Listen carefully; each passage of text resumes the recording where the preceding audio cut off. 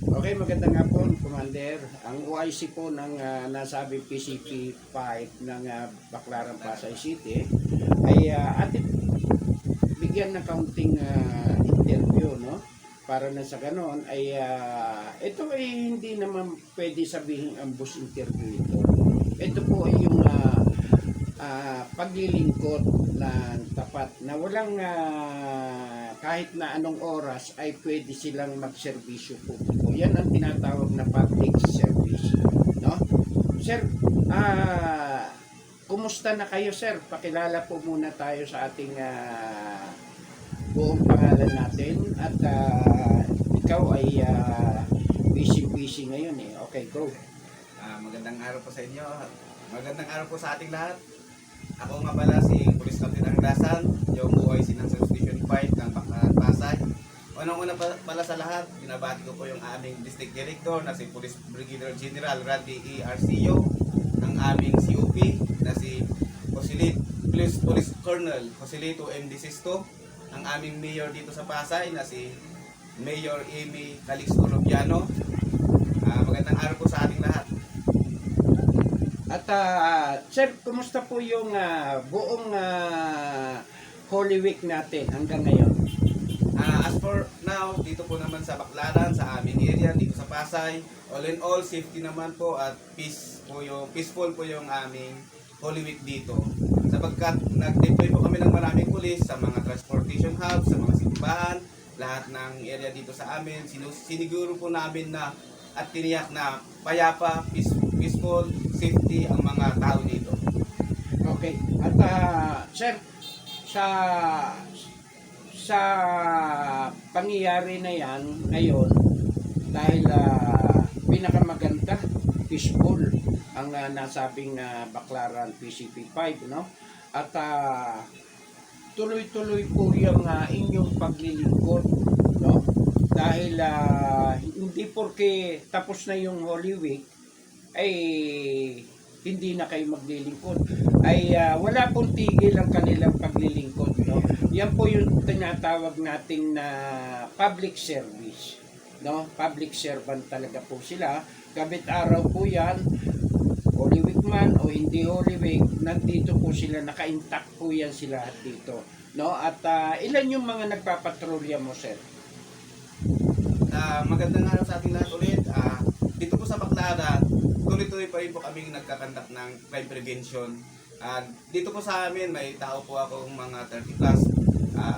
Sinusulit po namin yung tao na yun para mapatrolyahan lahat ng area namin dito. Ginagawa po namin yung makakaya namin para makapag-kuplansita, crime preventions, at saka lahat para masiguro ligtas ang ating tao dito sa Baclaran. Okay, sir. Kumusta po yung inyong koordinasyon sa bawat mga barangay na iyong nasasakupan, sir? Napupuntahan po namin yung mga barangay captain, nagkikipagtulungan po naman sila lahat dito. Hindi lang po mga barangay captain, pati yung mga security guards, mga establishments, pinapupuntahan po namin lahat ito para tulong-tulong po kaming mapanatiling mapayapa ang lugar na to. Sir, kumusta po naman yung mga vendors natin? Mukhang maayos ang mga vendors natin dito sa area mo ngayon, sir. Sa ngayon po, sumusunod naman po sila sa mga rules and regulations na binabasa kanila. Sumusunod po naman sila sa mga batas, kaya wala naman pong problema ngayon dito. Okay.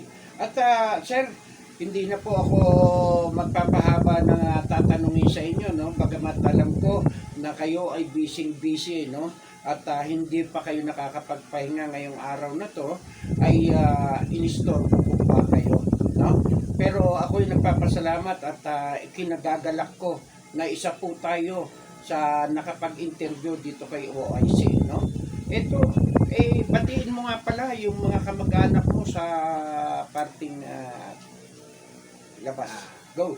Binabati ko pala yung mga kamag-anak ko dyan sa Cordillera. Actually, tikunod po ako, taga Cordillera. Magandang araw po sa ating lahat. Yan, ano. Alam mo, halos karamihan ng pulis, militar, bakit kaya panitiga Cordillera ang Baguio, Cordillera, Tarlac, parting probinsya, bakit, sir? Actually, bata pa lang kami. Pangarap nyo na talaga yun. Opo, pinapa-intindi Okay. Sir, ano bang trabaho ng magulang? Ano po, farmers at saka example teachers. Uy, wag niyo mamaliitin ng farmers, no? Halos karamihan po ng naging magaling na mga opisyal ng ating PNP at sa lahat ng mga kabinete sa ating bansang Pilipinas, karamihan po galing sa probinsya po yan. Baguio, ha? Lahat po yan, Cordillera, ha? Banawi. Kaya lahat po halos na naging magagaling na opisyal at yung mga nanalo, ha? Na labanan sa ibang bansa.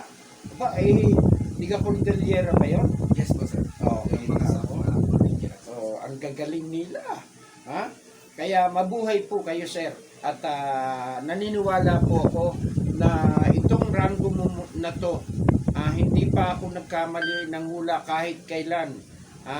Ito ay magiging happy ito pagdating ng araw. No, hindi lang magiging happy ito. Kasi ilang taon ka na, sir? 31 po. Oh, 31 pa lang. Marami pang bubunuin to.